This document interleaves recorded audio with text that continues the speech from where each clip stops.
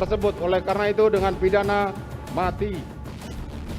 Terpidana kasus pembunuhan berencana Brigadir Yosua Huta Barat, Ferdi Sambo, batal dihukum mati. Vonis mati Ferdi Sambo dianulir Mahkamah Agung lebih ringan, menjadi penjara seumur hidup.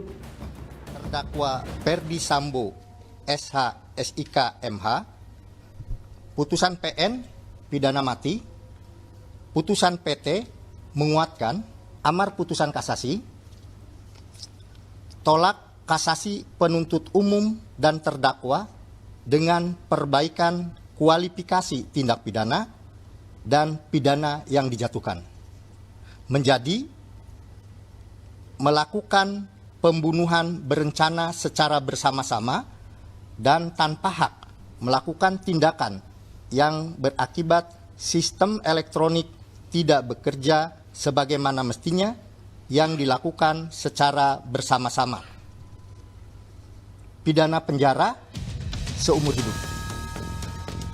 Tak hanya Sambo, 3 terdakwa pembunuhan Brigadir Yosua lainnya juga mendapat keringanan hukuman, yakni istri Ferdi Sambo, Putri Chandrawati, dari 20 tahun menjadi 10 tahun penjara.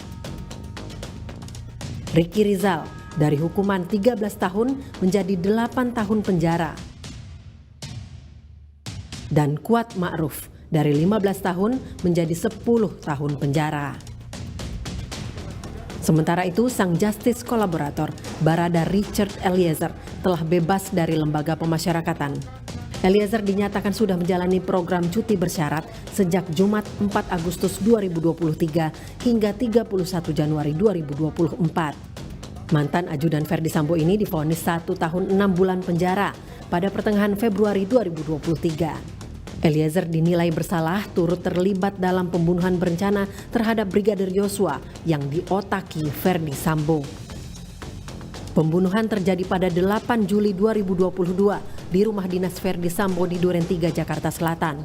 Peristiwa ini awalnya disebut tembak-menembak antara Eliezer dan Yosua karena ada dugaan pelecehan terhadap istri Sambo. Sempat menjadi sorotan publik, proses persidangan Sambo CS telah berlangsung berbulan-bulan, mulai pertengahan Oktober 2022 hingga Februari 2023. Tim Liputan, Kompas TV.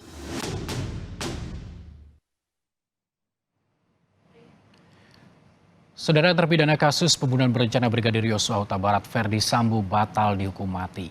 Permohonan kasasi Sambo dikabulkan oleh Mahkamah Agung. Selain Sambo, terpidana lain yakni ada Putri Chandrawati, Ricky Rizal, dan Kuat Ma'ruf juga dikurangi masa hukuman penjara. Apa dasar hukum yang dapat mengubah putusan pengadilan tinggi? Lalu apa juga tanggapan dari keluarga Brigadir Yosua? Kami akan perbincangkan bersama kuasa hukum keluarga Brigadir Yosua Martin Lukas Simanjuntak dan pakar hukum pidana Hipnu Nugroho, serta ada orang tua dari Brigadir Yosua, Saudara Samuel Huta Barat. Selamat pagi, Bang Martin, Prof. Hipnu, dan juga Pak Samuel. Selamat pagi. Terima kasih telah meluangkan waktunya di Sapa Indonesia pagi hari ini. Selamat pagi, selamat pagi. Bang Martin, saya akan ke Anda terlebih dahulu. Tentu ini putusan dari Mahkamah Agung atas kasasi terhadap Sambo ini membuat kekecewaan. Dan ada pertanyaan mungkin apa yang dipertimbangkan oleh Mahkamah Agung dalam melakukan putusan ini. Bagaimana tanggapan Anda, Bang Martin? Yang pertama ya mengenai pembacaan putusan ya ataupun hasil putusan. Ini saya melihat seperti main petak umpet ini, Mas. Petak umpet seperti apa maksudnya? Kenapa saya bilang seperti main petak umpet? Karena hasilnya tiba-tiba dibacakan tanpa ada pemberitahuan sebelumnya tuh. Satu-satunya yang saya ikuti adalah pemberitahuan mengenai Mahkamah Agung sudah memilih 5 hakim agung untuk memeriksa dan mengadili, dan itu beritanya bulan kemarin. Dua dari hakim adalah hakim yang pernah menjatuhkan hukuman mati dalam persidangan yang di Medan itu ya, yang hakim dibunuh oleh istri. Nah, kenapa saya bilang seperti main petak umpet? Negara ini kan diurus ya, harusnya secara transparan. Presiden Jokowi juga mengatakan usut kasus ini dengan transparan. Semangat dan komitmen Mabes Polri juga pada saat menangani perkara ini transparan. Semangat kejaksaan juga pada saat itu, Kejaksaan Agung juga komitmen transparan. Pengadilan negeri, pengadilan tinggi juga transparan. Nah ini saya bingung nih, walaupun lembaga yudikatif adalah berdiri sendiri, namun kok caranya seperti cara mengelola rukun tetangga gitu ya, dengan cara main petak umpet seperti ini, tidak menyampaikan pemberitahuan sebelumnya kapan mau divonis. Karena kalau disampaikan sebelumnya, kan kita bisa mengikuti, kita bisa mempersiapkan, kita bisa menyampaikan kepada keluarga bahwa sebentar lagi akan diperiksa dan akan dibacakan putusannya. Sehingga keluarga korban itu tidak serta-merta tahu dari media, ditanya bagaimana responnya, padahal belum ada persiapan. Nah ini yang menurut saya layaknya mengelola rukun tetangga gitu kalau begini caranya. Ini kan Republik Indonesia ini. Artinya maksud Anda Bang Martin ini tiba-tiba atau dadakan seperti itu? Iya. Ada nggak Kompas TV diberitahukan bahwa kemarin tanggal kemarin tanggal 7 tanggal 8 ya? Tanggal 8 ya? Tanggal 8 kemarin? 8 Agustus Mahkamah Agung akan membacakan vonis putusan terhadap kasasi 4 terdakwa. Ada nggak? Nggak ada. Kalau Tapi ada, informasi saya terkait pasti sidang yang dilakukan itu ada, Bang Martin? Iya, setelah diputuskan. Oke. Setelah divonis kan. Nah itu nasi udah jadi bubur tuh. Kita sebagai masyarakat tidak diberikan kesempatan untuk berpartisipasi mengikuti jalannya persidangan dari awal gitu loh. Ini yang masih maksud kurangnya transparansi. Nah yang kedua permasalahannya adalah ternyata vonisnya ini ya membuat tanda tanya besar gitu loh. Apa tanda tanya besarnya? Kalau untuk Verdi Sambo memang saya melihat ini sudah ke arah situ dari awal. Karena kenapa? Memang ada KUHP nasional yang baru yang memang memberlakukan ya sesuai dengan azas juga di azas KUHP kita yang lama. Apabila ada undang-undang yang baru, maka yang digunakan adalah yang lebih menguntungkan terpidana atau terdakwa. Oke lah, kita paham lah itu hak asasi manusia segala macam. Namun yang kita tidak bisa pahami adalah manakala Mahkamah Agung ya sama-sama menolak kasasi dari kejaksaan dan juga penasihat hukum ataupun terdakwa, namun ya memberikan diskon besar-besaran terhadap 3 terdakwa yang lain gitu loh, khususnya Putri Chandrawati. Padahal kita masih ingat betul delik ini terjadi akibat picuan dari Chandrawati yang mengatakan dia diperkosa padahal tidak. Nah itu sama dengan kesimpulan jaksa, sama dengan hasil musyawarah dan putusan pengadilan negeri, sama dengan apa yang disampaikan oleh pengadilan tinggi. Bahkan dia secara spesifik mengamini kata-kata saya di beberapa media bahwa Putri Chandrawati adalah pemicu terjadi tindak pidana ini. Nah bagaimana pemicu yang juga merupakan aktor intelektual hanya dihukum 10 tahun penjara dalam kasus pembunuhan berencana yang membuat Republik ini gaduh dan juga menghancurkan reputasi kepolisian gitu loh. Sampai dengan 48% Litbang Kompas itu menurut Mas Budiman Tanureja tuh. Nah makanya maksud saya, kalau yang sudah kelihatan seperti ini aja ya, kita ini tidak ada empati terhadap korban dan kita tidak concern terhadap tindakan preventif supaya masyarakat tidak mengulangi perbuatan serupa atau pejabat-pejabat lain jangan sampai melakukan perbuatan serupa atau melakukan tindak pidana sehingga membuat negara ini gaduh. Lalu bagaimana nanti terhadap yang tidak terlihat gitu loh. Nah ini percontohan yang buruk menurut saya. Ya, tanpa melihat pertimbangan menurut saya ini adalah percontohan yang buruk. Namun nanti untuk lebih baik lagi supaya kita bisa mencerna semua apa yang dimaksud oleh hakim, majelis hakim ya alangkah baiknya segera dirilis saja lah putusan itu. Baik Bang Martin, jadi menurut Anda ini hasilnya kurang transparan dan kurang pertimbangan seperti prosesnya itu? kurang transparan. Prosesnya kurang transparan. Dan hasilnya tidak memberikan contoh yang baik, khusus untuk 3 terdakwa. Ya.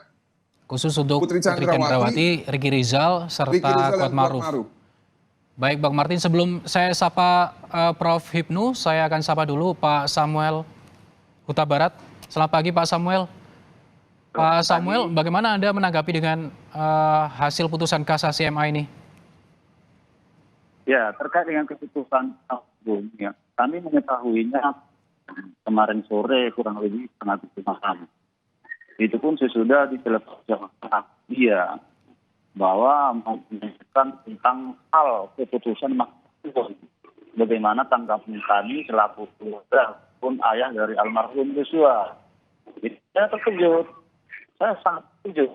Ibaratnya saya terkejut itu ibarat disambar petir di siang bolong. Kami mengerti sama sekali bahwa ada keputusan-keputusan atau persidangan Mahkamah Agung tentang ajuan di terdakwa Ferdi Sambo dan orang yang lainnya.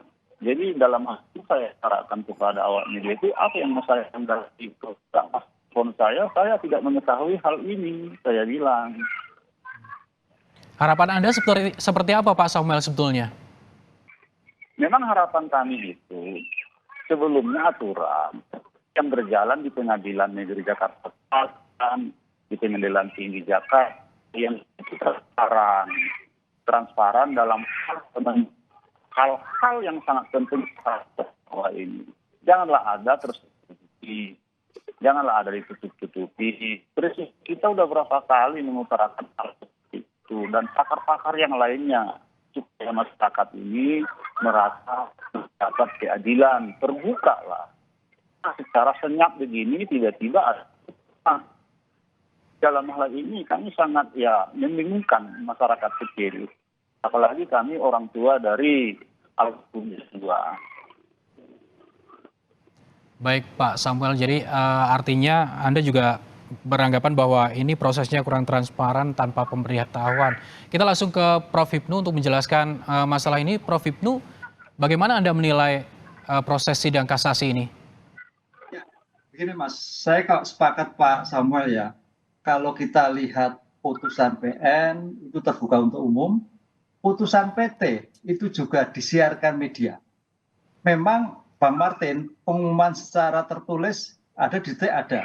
Tapi yang harusnya mengikuti apa yang di PT itu terbuka. Jadi media itu merilis. Nah, itu yang tidak dilakukan. Tahu-tahu sore ada pengumuman dari juru bicara. Ini saya kira yang menjadikan suatu kurang baik di dalam suatu proses peradilan kita. Karena inginnya kita, prinsip hukum itu adalah peradilan terbuka untuk umum. Prinsip itu. Kenapa prinsip terbuka untuk umum? Karena biar semua orang mendengar, semua mengetahui, semua menganalisis. Nah, dalam hal putusan kasasi kemarin tidak ada. Tahu-tahu sore. Coba kalau pagi itu sudah diumumkan, saya kira seluruh masyarakat akan melototi media, melototi putusannya, apa pertimbangannya dan sebagainya. Ini enggak, kaget. Itu yang pertama. Kemudian yang kedua, kalau kita lihat pertimbangan putusan, juga kita sampai sekarang belum tahu. Yang jadi masalah adalah sekarang putusan pemidanaannya. Yang jadi putusan pidananya oke lah. Kalau dari segi keadilan, Pak Samuel pasti ini nggak adil karena hilang nyawa. Tapi dari pendekatan norma, ini saya kira suatu putusan yang dapat bisa dieksekusi. Karena kalau putusan pidana mati itu sampai detik ini, hari ini pun kayaknya masih moratorium. Jadi ada ratusan pidana mati, khusus narkotika itu tidak menjadi mati-mati. Nah, ini eksekusi. Nah, karena hukum itu kan finishes operative, hukum itu harus selesai. Kan itu. Nah, kemudian yang ketiga terdakwa tadi, ini juga tidak tahu. Yang kami dengar, pertimbangan putusannya adalah merubah, Bang Martin, dari dulunya turut serta menjadi bersama-sama. Nah, konteks turut serta ini kan kalau kemarin diskusinya adalah ada suatu relasi kuasa. Tapi kalau bersama-sama itu adalah ada suatu kehendak yang sama, meeting of men. Pertanyaannya, kalau kehendak sama, kenapa hukumannya menjadi ringan? Ini yang menjadi kita tidak tahu alasannya. Tapi memang dari segi teori, Mas Gale, hukum itu kan pidana itu kan minimal hakim itu punya keterbatasan itu hanya minimal 1 hari dan maksimal seperti pasal-pasal yang ditentukan dalam pasal yang diancamkan dalam dakwaannya. Jika memang bebas, apakah dari 15 menjadi 10 tahun, dari 13 menjadi 8 tahun, masih dari koridor. Tapi kan yang kita lihat pertimbangan amar, karena namanya putusan mahkamah kasasi itu adalah judek juris, bukan judek faksi. Judek juris itu ada pertimbangan hukumnya seperti apa. Apakah dalam pengadilan itu ada salah mengadili? Apakah pengadilan itu salah menerapkan hukum? Apakah pengadilan itu melebihi batas kewenangannya? Itu yang dia lihat. Itu Mas Gale, matur. Prof. Hipnu, jika Anda tadi menyampaikan bahwa dalam persidangan di pengadilan negeri terbuka, PT juga terbuka, lalu di MA ini tertutup, sebetulnya dalam sidang sebelum-sebelumnya dalam kasasi ini seperti apa Anda melihatnya? Ya, bukan begini Mas Gale. Itu terbuka, tapi terbuka dalam arti internal. Harusnya yang diinginkan, karena ini kasus yang menyedot masyarakat, terbuka itu semua publik melihat. Itu loh. Ini, saya kira di Mahkamah Agung tidak tertutup, terbuka. Tapi terbuka terbatas dalam koridor di Mahkamah Agung. Yang diinginkan Bang Martin, Pak Samuel itu terbuka itu adalah terbuka semua bisa melihat media. Seperti halnya pada saat putusan pengadilan banding, apalagi pengadilan negeri. Sehingga pagi-pagi Pak Samuel bisa melihat, oh kesalahan sini, oh pertimbangannya seperti ini, dan A, B, dan sebagainya. Ini saya kira bagian dari objektivitas dalam suatu putusan. Dan ke depan saya kira ini memang harus ada suatu evaluasi putusan-putusan yang menjadi perhatian masyarakat ini. Mahkamah Agung juga harus clear. Bahkan kalau perlu ada media tersendiri untuk semua orang bisa melihat. Kayak seperti halnya Mahkamah Konstitusi. Itu kan ada media TV tersendiri. Ini ada TV tersendiri, diusahakan. Itu loh, sehingga tidak terjadi perdebatan antara korban atau masyarakat terhadap putusan yang dijatuhkan di dalam putusan Mahkamah Agung. Saya ke Bang Martin. Jadi begini, saya tambah sedikit tadi mengenai transparansi ya dan juga proses. Selain tidak terbuka untuk umum, yang saya kritisi itu gini, Mas dan Prof. Ibnu. Di pengadilan negeri, jadwal putusan itu sudah disampaikan jauh-jauh hari ya di pengadilan negeri. Di pengadilan tinggi pun sama.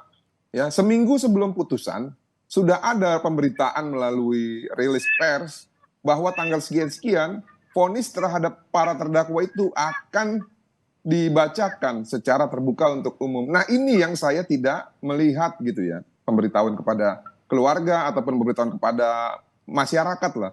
Kenapa?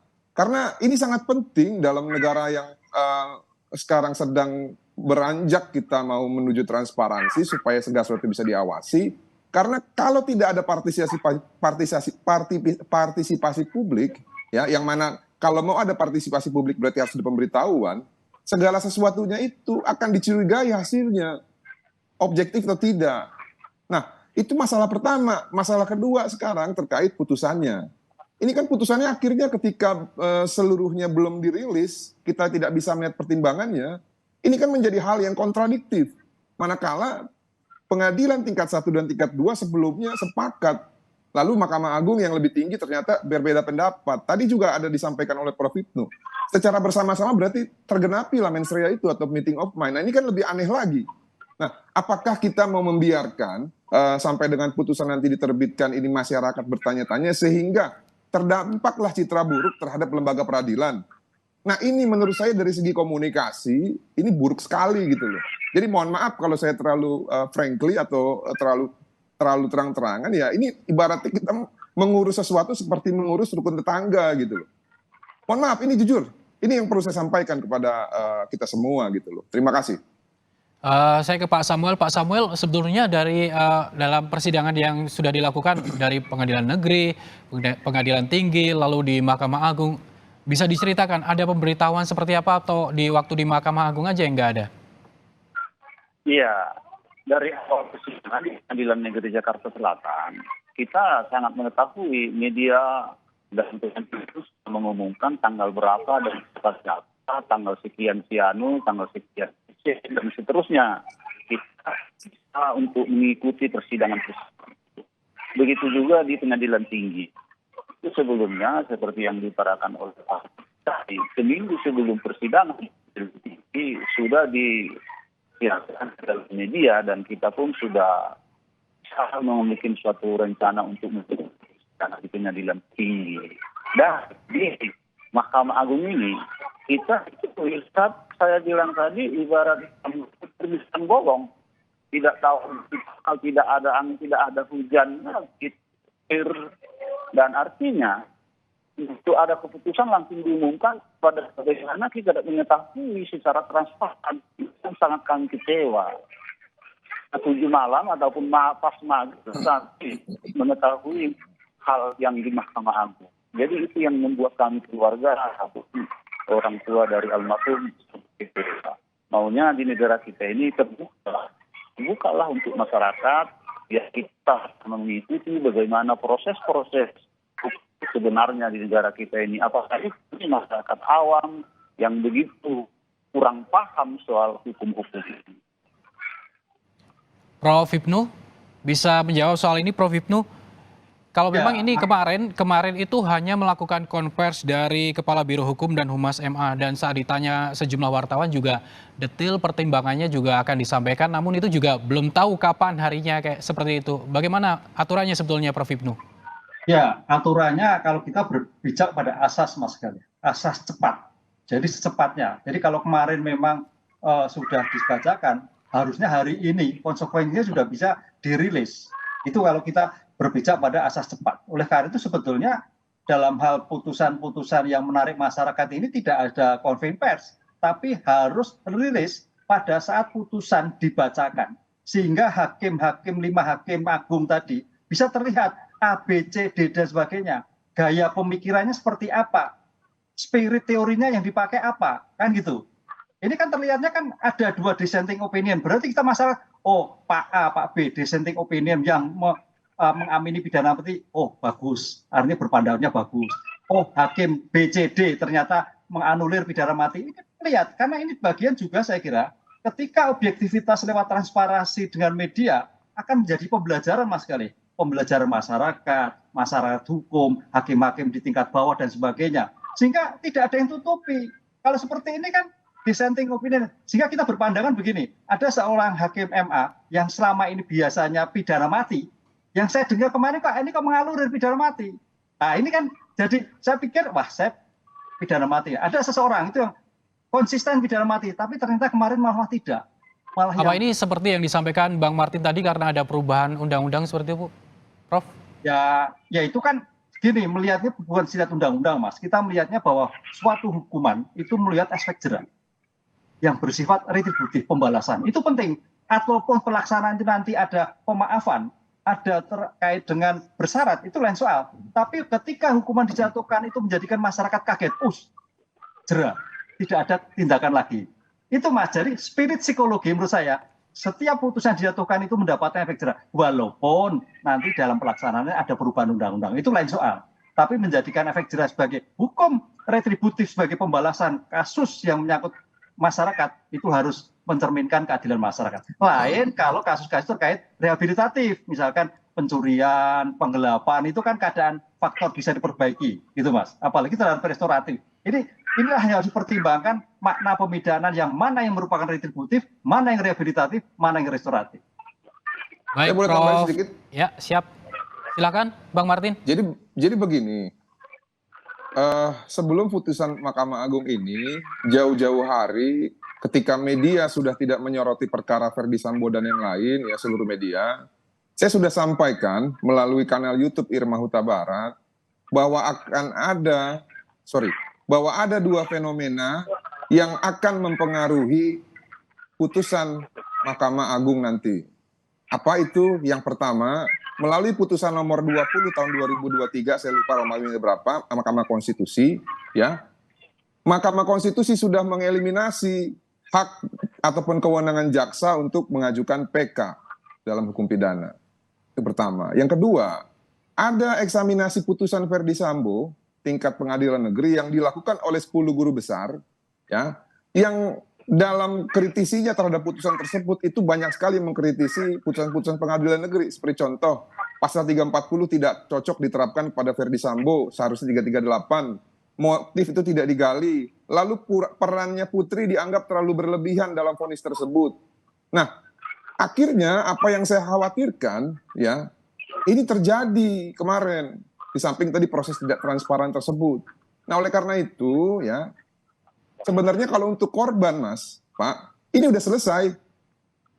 Secara hak korban untuk mendapatkan keadilan dalam tingkat sistem peradilan ini sudah selesai. Nggak ada lagi haknya. Nah, yang justru memiliki hak yang paling menguntungkan saat ini adalah terdakwa Ferdi Sambo, terdakwa Putri Chandrawati, terhadap terdakwa Ricky Rizal, dan juga terdakwa Kuatmaruf ataupun terpidana ini. Kenapa demikian?